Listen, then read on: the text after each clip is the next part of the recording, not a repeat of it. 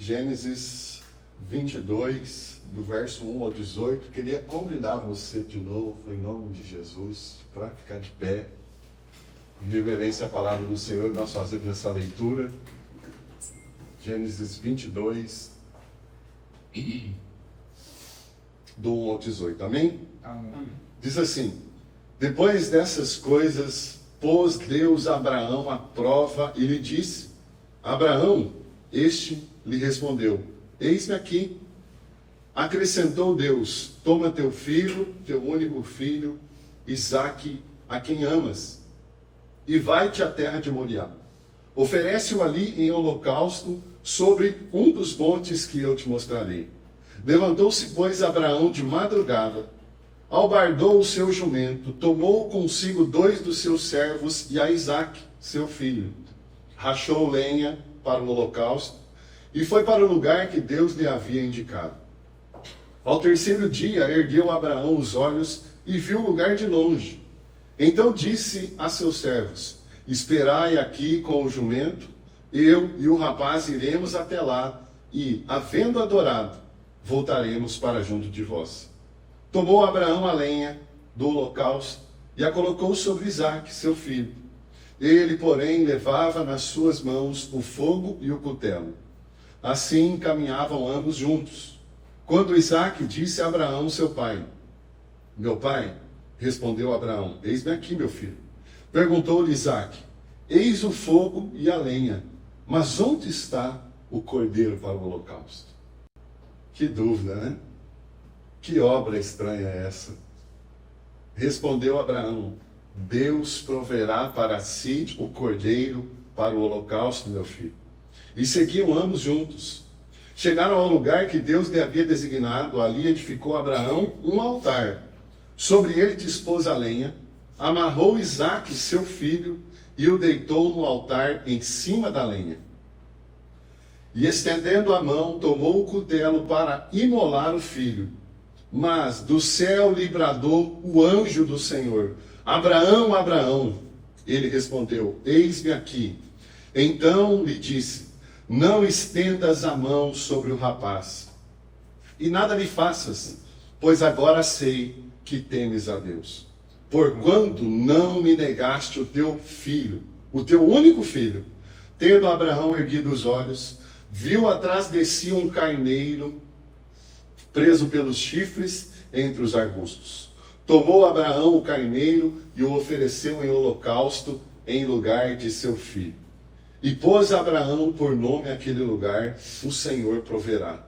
Daí dizer-se até o dia de hoje: no monte do Senhor se proverá. Então do céu bradou pela segunda vez o anjo do Senhor a Abraão e disse: jurei por mim mesmo, declara o Senhor, porquanto fizeste isso e não me negaste o teu filho, o teu único filho, que deveras te abençoarei e certamente multiplicarei a tua descendência como as estrelas dos céus e como a areia na praia do mar. A tua descendência possuirá a porta dos seus inimigos. Nela serão benditas todas as nações da terra, porquanto obedecestes a minha voz. Amém? Amém. Feche seus olhos mais uma vez. Diga agora ao Espírito Santo, fala: Espírito Santo, fala ao meu coração. Algo precioso da parte do Senhor. Trabalha no meu coração nessa manhã. Senhor, nós oramos pedindo que, mais uma vez, o Senhor ministre ao nosso coração, segundo a nossa necessidade, Pai. Nós consagramos esse momento a Ti. Consagramos essa palavra ao Senhor. E pedimos que o Senhor nos mude, nos molde e nos transforme segundo a Tua boa vontade e o Teu propósito, em nome de Jesus. Amém. Amém. Pode sentar.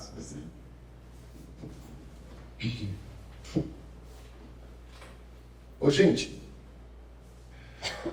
esse texto é um texto muito forte. Principalmente para quem é pai, quem é mãe. Quem tem um filho, principalmente para quem tem um único filho. E o tema que eu dei a essa mensagem é esse tema aí, ó. Quando Deus pede o que você mais ama. Sabe? Nós fomos dotados de algo dado por Deus, que é a capacidade de amar. O amor é um atributo de Deus. Aliás, eu já disse aqui para vocês, Deus ele não entrega amor, ele é o próprio amor. Ele é a própria manifestação do amor. Os 10 mandamentos se resumem, né, estão rodeados por essa palavra, né, quando Deus fala, amarás o Senhor teu Deus acima de tudo. Amarás o teu próximo. Amarás você. Então, essa palavra, gente, ela vem da parte de Deus para nós. Agora, assim como tudo na nossa vida, nós precisamos aprender a lidar com as coisas. Então, às vezes, o problema não está nas coisas ou nas pessoas, e sim na maneira como nós lidamos com essas coisas. E quando a gente pensa, então, nesse tema, às vezes a gente pergunta, né? Por que desse tema? Por quê? Quando Deus pede o que você mais ama? É justamente porque quando Deus faz isso, quando Ele pede o que a gente mais ama, a nossa resposta vai revelar o nosso coração. A nossa resposta ela vai ser capaz de trazer à luz, à existência, aquilo que de fato existe no meu e no seu coração. Sabe, o nosso coração, gente, ele não é meramente um órgão tão fundamental que bombeia o sangue para o seu corpo. Né, que através desse bombeamento leva oxigênio. O nosso coração é muito mais do que isso. A Bíblia fala que o nosso coração é a sede do nosso intelecto, das nossas emoções e da nossa vontade. E quando tudo isso se junta, o nosso intelecto, as nossas emoções e a nossa vontade, o que vem à tona? O que vem à tona é justamente as nossas decisões e ações. Por quê? A Bíblia fala, né, transformai-vos pela renovação da vossa mente. Porque através da nossa mente isso vem para o nosso coração e a mistura disso, né, do nosso intelecto, das nossas vontades e dos nossos sentimentos, vai mostrar o caminho que a gente vai seguir. Então, a gente vai pensar nessa manhã um pouquinho nesse tema, né? O nosso coração, gente, ele é como um altar. Presta atenção nisso. O seu coração é como um altar. Quem ocupa esse altar no seu coração vai ser o motivo para o qual você se curva. Quem é de fato que é dono do seu coração? Quem de fato ocupa o trono do seu coração? Esse é um excelente momento para a gente refletir então nessa manhã a respeito disso. O que de fato tem prioridade fundamental no seu coração? Quem de fato tem um trono estabelecido dentro do seu coração, que rege as suas decisões, que rege as suas intenções, as suas vontades. Sabe, a Bíblia, ela expõe o nosso coração de uma maneira negativa, e muitas vezes é lógico que é real, né? Mas ela atribui ao nosso coração muitos adjetivos. A Bíblia fala que o nosso coração é enganoso. A Bíblia fala que o nosso coração é teimoso, que o nosso coração é duro, que o nosso coração é soberbo e orgulhoso. A Bíblia diz, gente, que o nosso coração é corrupto. A Bíblia diz que o nosso coração é arrogante e teimoso. E muitas vezes o nosso coração é como uma pedra. Já disse um reformador histórico muito conhecido, João Calvino, que ele diz assim que o nosso coração é uma verdadeira fábrica de ídolos. Olha o perigo que existe. Quando a gente não cuida do nosso coração, ou daquilo que está tomando conta do nosso coração, nós corremos um sério risco de estar estabelecendo no nosso coração um altar para ídolos. Nós corremos um sério risco de estarmos não permitindo ou removendo o Senhor do trono do nosso coração. Ou simplesmente, como eu disse, não permitindo que Ele tenha um trono no nosso coração. Que Ele seja de fato aquele que ocupe o nosso coração em prioridade, em liberdade, no seu poder, no seu amor. Mas é interessante a gente olhar que a Bíblia ela não fala apenas dessas qualificações ruins do coração, mas ela fala a respeito de um Deus que pode transformar o nosso coração. Ela fala a respeito de um Deus que pode fazer do nosso coração, de um coração duro para um coração quebrantado. De um coração sujo e contaminado para um coração puro, um coração sincero, um coração alegre, ou seja, um coração totalmente novo. Olha que interessante isso. A Bíblia fala assim a respeito de uma promessa de Deus sobre o seu povo. E a promessa que ele entrega para o seu povo muitas vezes, e está registrada, diz assim que: eis que tirarei o coração de pedra e colocarei um coração de carne. Então, eu gosto demais do Senhor, porque o Senhor é aquele que vai não apenas dar nome aos bois, aos pecados da nossa vida, às falhas que nós temos, porque Deus não é um mero Deus que te acusa, que fala: eu sei o que você fez ontem, eu sei o que você tem feito na escola, né, Augusto? Hã? De boa, né? Hein, Ana? Eu sei o que você tem feito. Né? A aula que você matou, eu sei aquilo, eu sei aquilo. Não, Deus não é um mero acusador, mas Ele é aquele que vem trazer à tona a necessidade que nós temos de uma transformação fundamental no nosso coração. É esse Deus que vem então para mostrar isso para nós. E nós precisamos entender que Deus ele não quer meramente que você seja transformado no seu exterior. Que você dê um bom testemunho através dos seus gestos, das suas ações, da maneira como você fala, da maneira como você se veste, mas fundamentalmente Deus deseja transformar você dentro. Deus quer trazer a transformação de dentro para fora. É isso que a gente precisa identificar. E Ele nos chama então para que nós busquemos, cada um de nós, busquemos um coração rendido a Ele. Amém? Olha só, um coração rendido. O que significa, pastor, ter um coração rendido a Deus? Sabe, essa palavra rendido, o significado dela diz algo a respeito de uma entrega total. Uma entrega irrestrita, completa. Quando a gente fala de um coração rendido a Deus, é um coração que na prática desenvolve plena confiança nesse Deus. Não existe margem para desconfiar, mas apenas para confiar. É um coração que se submete à vontade de Deus. Você está entendendo o que eu estou dizendo? Olha só essa imagem. Quando Deus pede o que você mais ama, nós temos aqui, uma simbologia talvez da coroa de espinhos que Jesus usou, mas em formato de coração.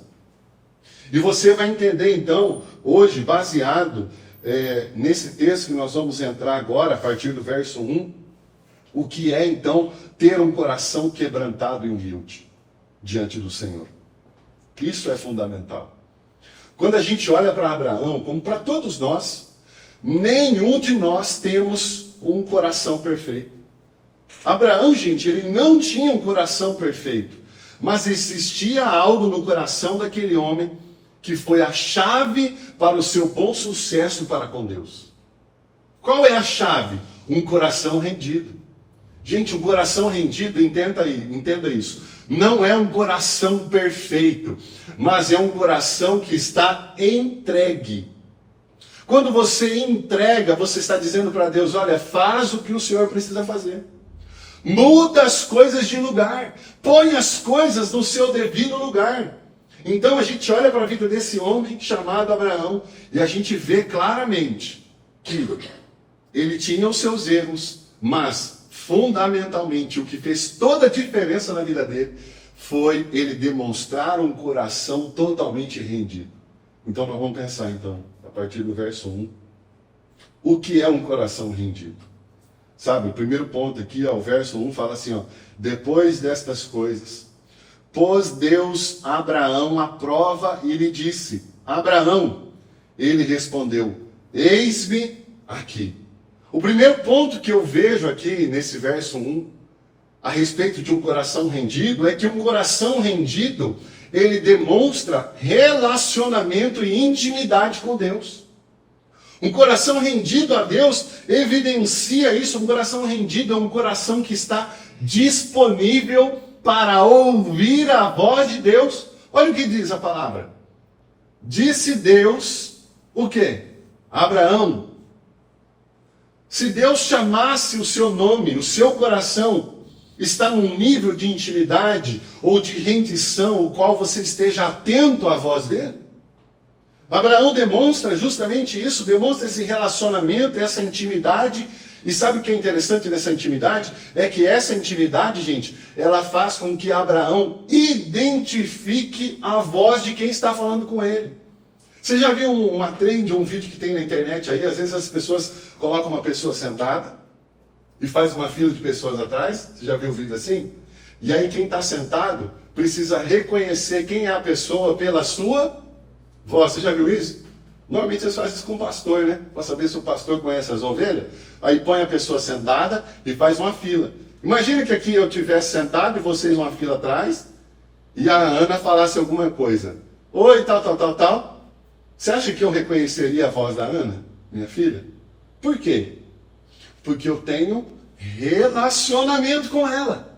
Porque eu tenho uma vida íntima com ela. Eu acordo a Ana todos os dias. Filha, é a parte que ela mais odeia. É a parte que ela menos gosta do dia. É filha, 5:30. Filha, tá na hora. Filha, né? O Augusto acorda de tabela. Mas essa intimidade que Abraão demonstra, revela que ela mesma leva ele ao ambiente de identificação a respeito de quem está falando com ele. Você sabe por quê? O mundo tem muitas vozes. E pega essa dica. É indispensável que você conheça a voz de quem está falando com você. Porque muitas vezes nós vamos seguir uma voz. E qual a voz você vai seguir? Você entende a necessidade de você ter um coração rendido diante dele e identificando essa voz, algo mais tremendo, né? O que mais impacta também nesse contexto do verso 1 aqui é a rendição imediata de Abraão. Deus fala a Abraão, ele não fica assim, ó. Quem? Hã? Alguém? Parece que ouviu uma voz. Hã? Não, ele identifica que é o Senhor que fala com ele. E quando ele identifica, olha a relação de confiança, ele já, eis-me aqui. Não é? Então, para pensar, qual é o nível de relacionamento que você tem tido com Deus? Qual é o nível de relacionamento que o seu coração, se exposto nessa manhã, vai revelar de intimidade e relacionamento com Deus? Lembra do que eu falei? Abraão tinha um coração perfeito? Não. Mas ele demonstra características de um coração entregue. Indo então para o verso 2, ele fala assim, ó, então Deus disse, toma teu filho, teu único filho, Isaque, a quem amas, e vai à terra de Moriá, e oferece-o ali em holocausto. Você sabe o que é holocausto? Holocausto, gente, no Antigo Testamento, era quando uma pessoa, né, Deus vem revelando progressivamente a sua vontade e o seu plano para o homem. Então, o tabernáculo do Antigo Testamento apontava para a obra de Jesus. Então, o povo vinha e oferecia animais. Aqueles animais eram mortos, o sangue deles eram derramados, e aqueles animais eram queimados como oferta ao Senhor. Eu acho interessante nesse momento da cerimônia, em que muitas vezes havia um contato do ofertante com o animal ofertado, que era uma simbologia de transferência de culpa.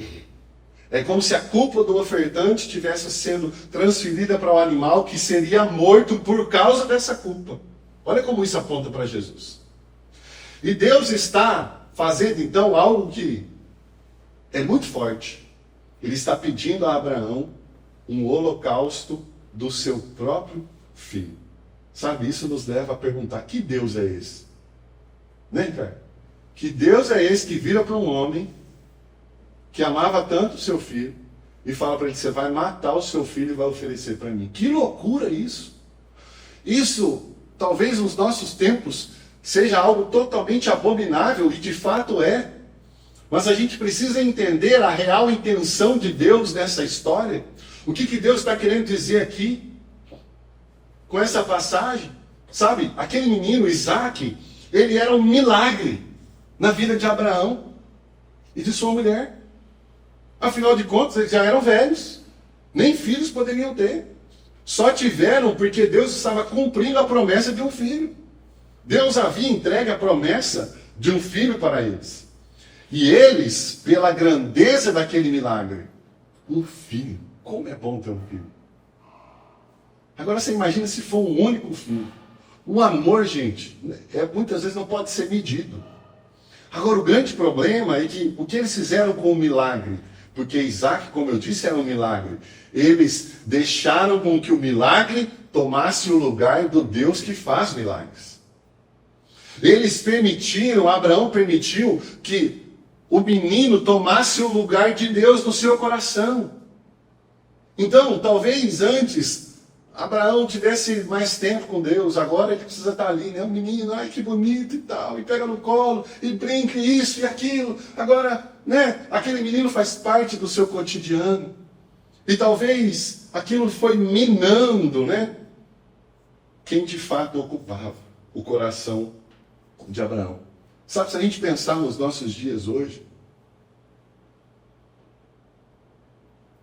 qual é o milagre que você tanto quer, ou que você talvez até tenha recebido, que você recebendo tem permitido que tome o lugar de Deus no seu coração? Ou qual é o milagre que você tanto deseja, que quando você receber, você vai permitir com que aquilo arranque Deus do seu coração?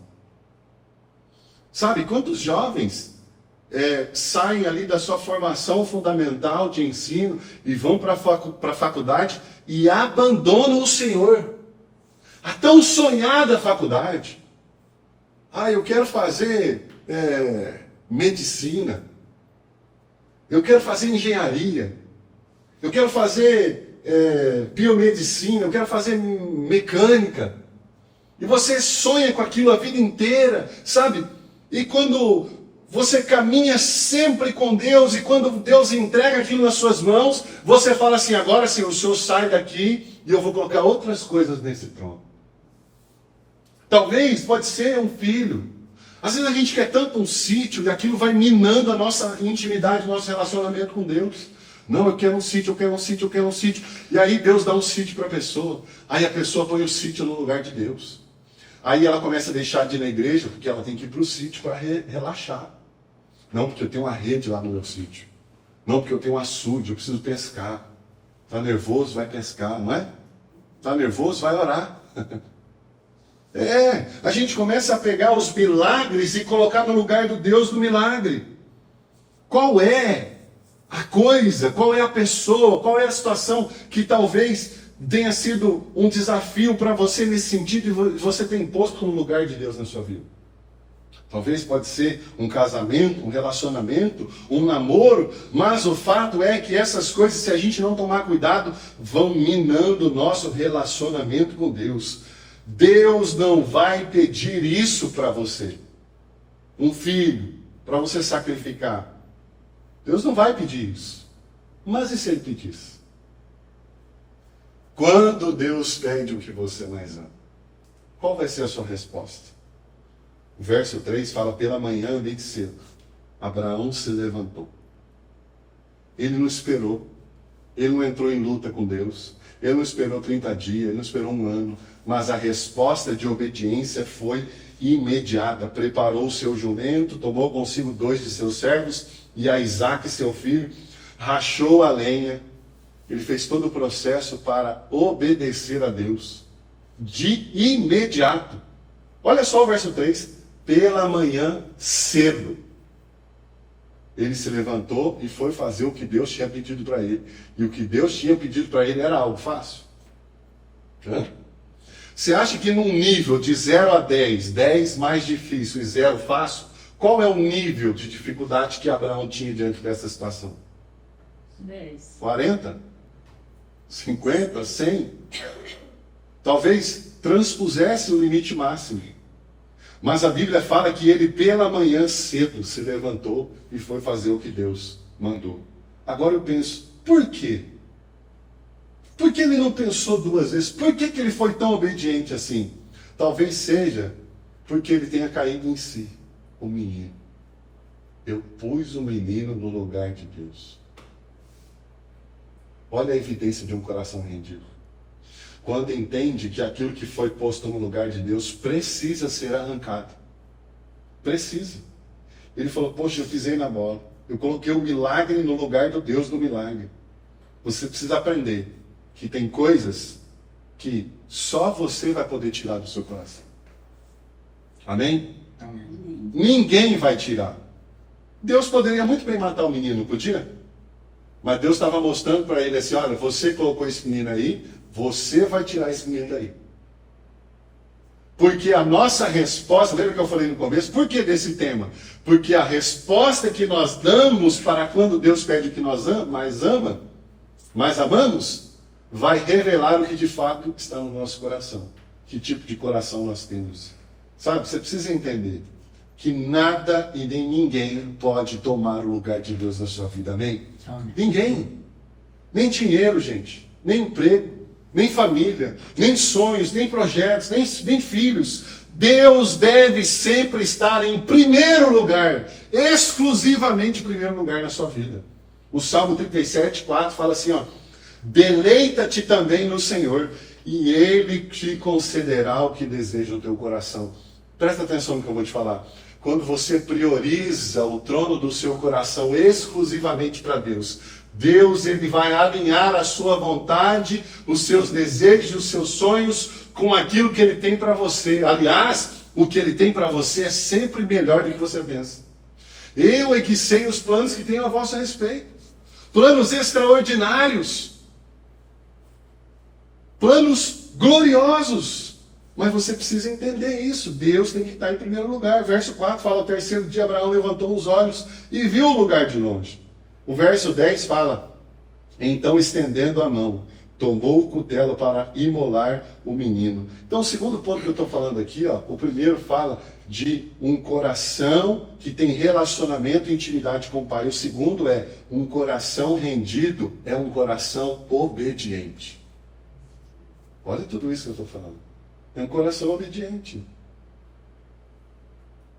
Ninguém pode tomar o lugar de Deus. Um coração rendido, gente, está disposto a entregar tudo o que pode estar tomando o lugar de Deus dentro dele.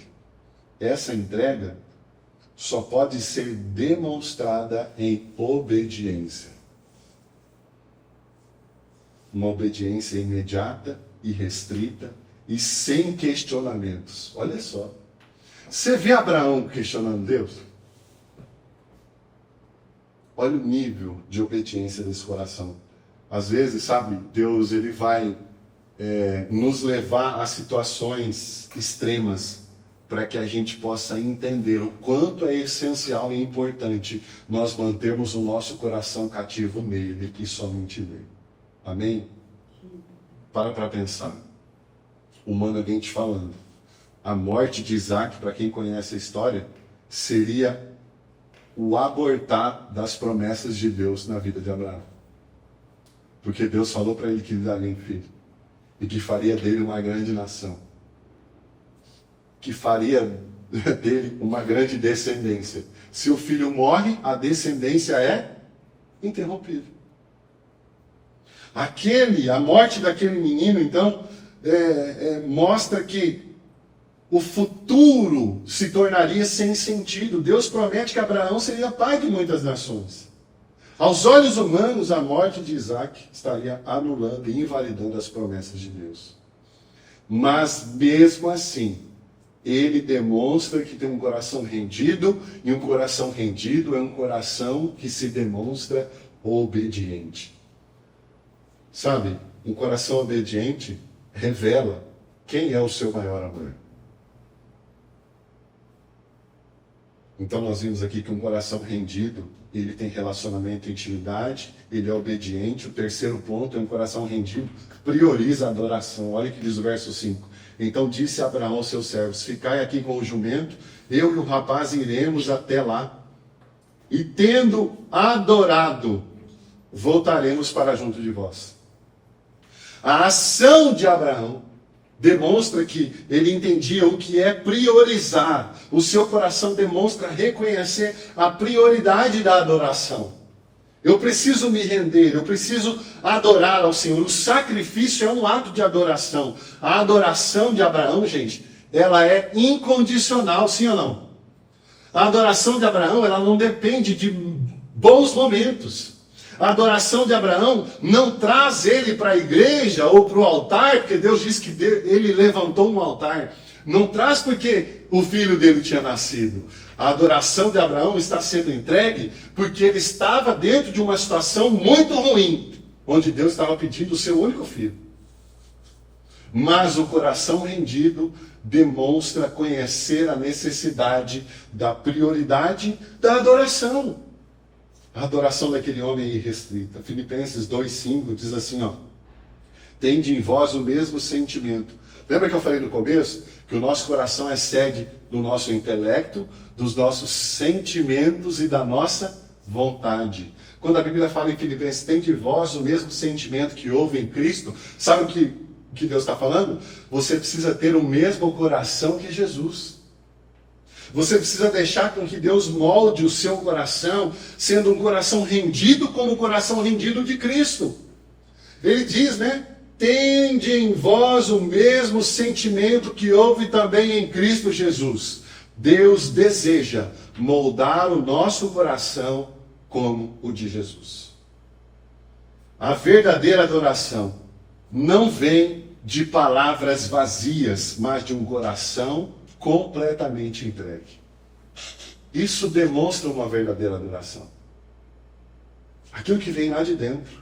Martinho Lutero fala assim que a verdadeira adoração vem de um coração transformado pela palavra de Deus.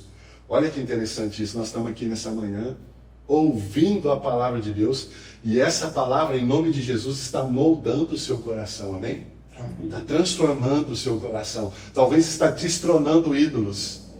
Ídolos, né, estão caindo no seu coração nessa manhã, porque você está entendendo o que é ter um coração rendido. O quarto ponto, no verso 7 e 8, fala a respeito de que um coração rendido vive uma fé verdadeira. Então Isaac falou a Abraão, seu pai, e disse, meu pai, ele respondeu, eis-me aqui, meu filho. Perguntou-lhe Isaac, eis o fogo e a lenha, onde está o cordeiro para o holocausto? Olha o verso 8, ó. Então Abraão respondeu, Deus proverá para si o cordeiro para o holocausto, meu filho. E assim continuaram. Olha isso. Abraão respondeu. Ele tinha um cordeiro? Sim ou não? Não. Mas o que ele responde? Deus proverá um cordeiro. Olha como que é a evidência da fé. A fé é aquilo que nós não vemos, mas nós cremos. A fé faz nós enxergarmos aquilo que não existe. Então, o coração rendido demonstra, evidencia uma fé pura, genuína, verdadeira e profunda. Abraão não tinha um cordeiro, mas quando o seu filho pergunta a respeito do cordeiro, ele demonstra essa fé, esse coração, dizendo, Deus proverá para si o cordeiro. Olha que tremendo isso. Ele não demonstra apenas uma fé com palavras, mas o verso 8 fala assim, e assim continuaram ambos a caminhar juntos. Eu não vou parar porque eu não estou vendo o cordeiro. Eu não vou apenas dizer que Deus proveu o cordeiro, não, eu vou continuar caminhando, porque isso, gente, é a demonstração de que a fé de Abraão, além de genuína, ela é demonstrada numa relação de extrema confiança. E a confiança, gente, ela gera uma entrega sem reservas. É ou não é? Quando você... Essa semana eu fui comprar um celular e eu vi no Facebook uma publicação. E aí, eu nunca vi a pessoa. Você acha que eu confio nela? Eu não estou julgando a pessoa, tá? Eu estou só citando uma situação. Chegou lá e tal, eu pesquisei o... Porque eu não confio, porque eu não tenho relação, porque eu não tenho intimidade, porque eu não tenho vivência, eu não tenho nem o mínimo de confiança. E eu descobri que o celular estava com queixa de perda ou roubo. Então, olha só, a confiança, ela gera uma entrega sem reservas. Um dos únicos motivos para que a gente não entregue o nosso coração inteiramente ao Senhor, sabe o que é? A falta de confiança. Quando você não entrega o seu coração inteiramente a Deus, nas entrelinhas você está dizendo para Deus assim, ó, eu não confio no Senhor. Essa é uma verdade que precisa ser dita. Quando eu não tenho essa disposição de entrega, eu estou dizendo que Deus não é um Deus de confiança. Sabe, a gente confia em muita coisa.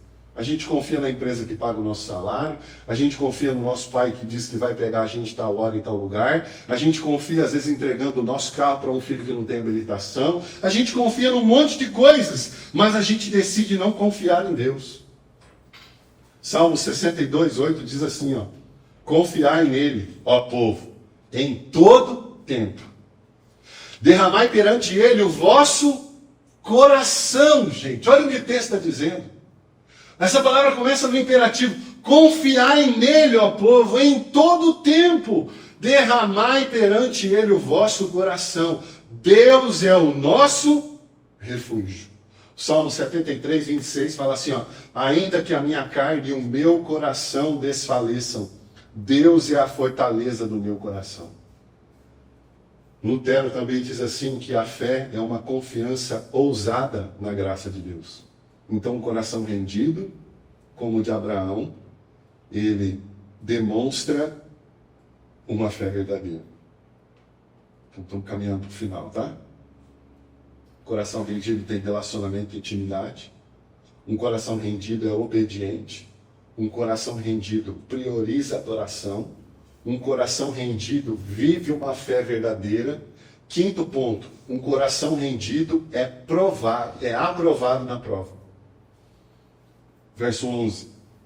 Mas o anjo do Senhor o chamou do céu e disse, Abraão, Abraão. Olha a sensibilidade de novo. E ele respondeu, eis-me aqui.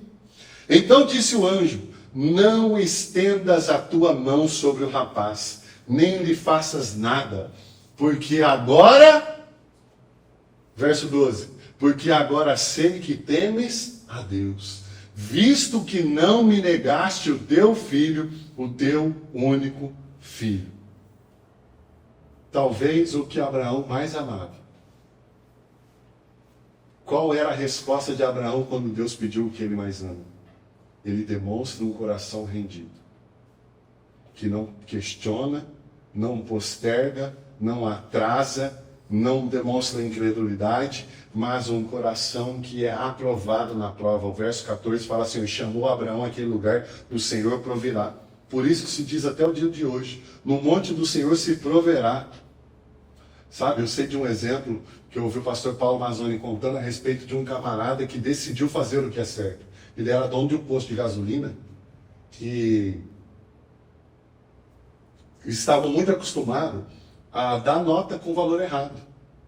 Valor diferente, do posto lotado de gente. Porque estimulava a corrupção, alguns ganhavam dinheiro, isso aqui, aquele cara se converteu. E ele deu uma ordem para os seus funcionários, a partir de hoje não tem mais nota adulterada no meu posto. Sabe o que aconteceu? O povo, ó, vazou. O povo começou a não ir mais lá aos caminhoneiros abastecer. Porque não tinha mais vantagem. Mas ele decidiu fazer o que era certo.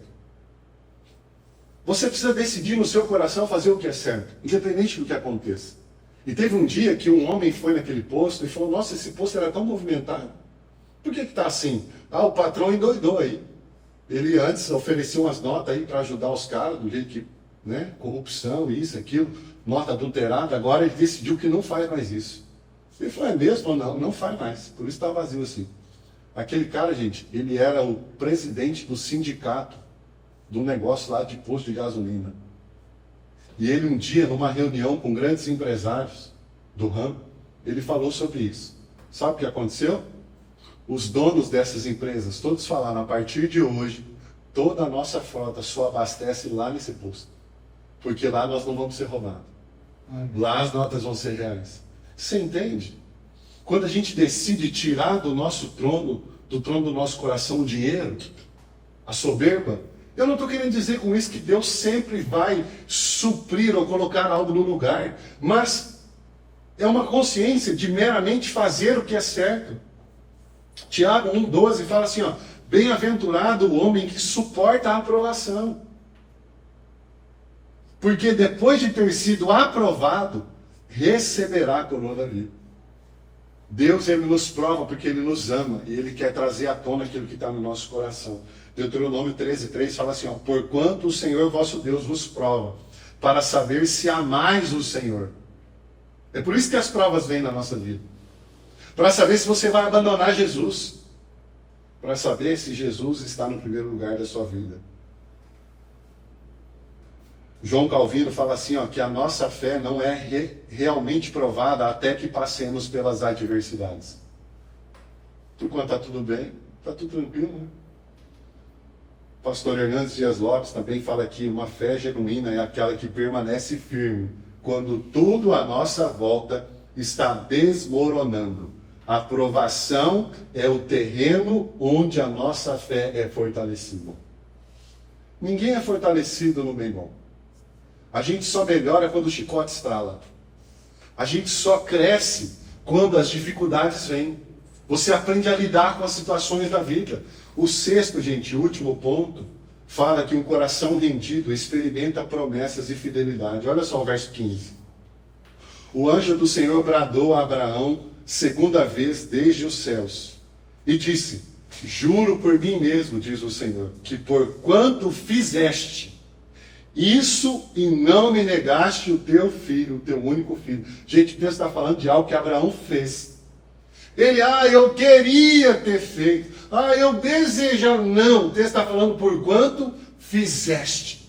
Sabe o que a gente precisa entender? Que nós precisamos sair do campo de meras boas intenções e colocar em prática essas boas intenções. O texto fala que ele fez, o verso 17 fala, certamente te abençoarei e te multiplicarei grandemente, como as estrelas dos céus, como a areia que está à beira da praia do mar, e a tua descendência possuirá a porta dos seus inimigos. Olha o 18. Em tua descendência serão benditas todas as nações da terra, porquanto obedecestes a minha voz. Deus não apenas poupou Isaac, mas ele reafirma as promessas sobre Abraão. Amém? Amém. Vamos ficar de pé?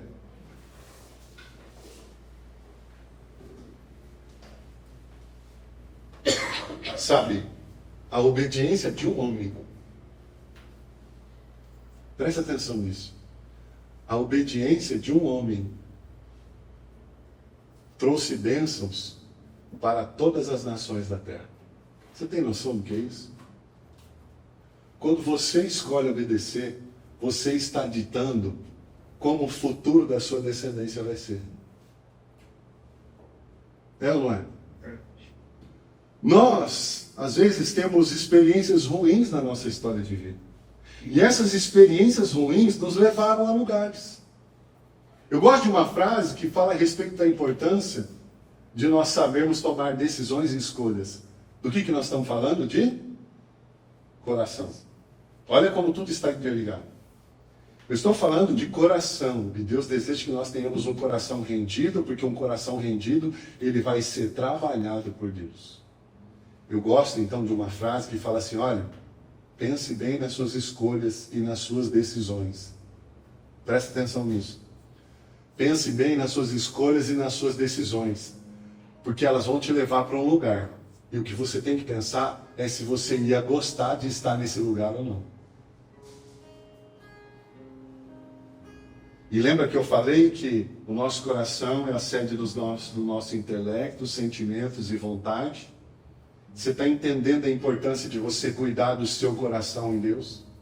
Você está entendendo a importância de você permitir com que seu coração esteja totalmente, irrestritamente nas mãos do Senhor? Porque um coração nas mãos do Senhor vai te levar a lugares onde o Senhor deseja que você esteja. Olha que tremendo isso.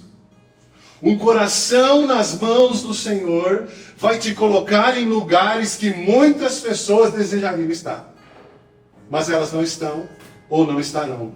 Porque nunca quiseram ter um coração rendido nas mãos do Senhor.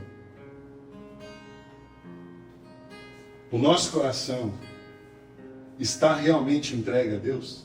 São as perguntas que eu te faço hoje.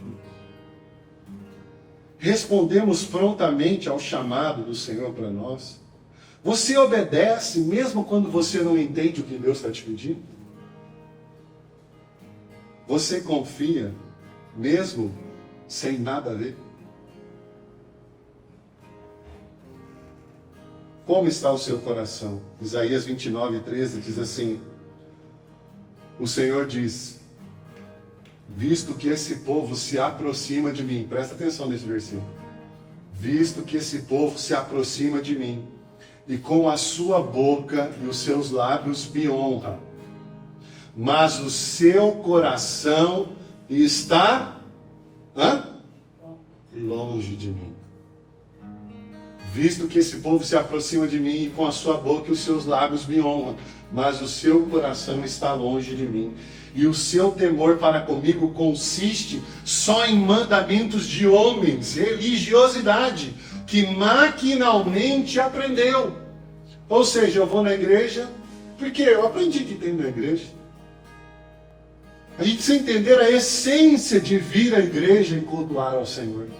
Isso deve gerar alegria no nosso coração. Deus, guarde isso no seu coração. Ó. Deus não quer o que você mais ama. Ufa. Ufa. Deus não quer o que você mais ama, mas Ele quer mostrar para você quem deve ser o seu maior amor. Provérbios 4:23 fala assim, ó: sobre tudo o que deve guardar, guarda o coração, porque dele procedem as fontes da vida. Provérbios 23:26. Dá-me, filho meu, o teu coração, e os teus olhos se agradem dos meus caminhos.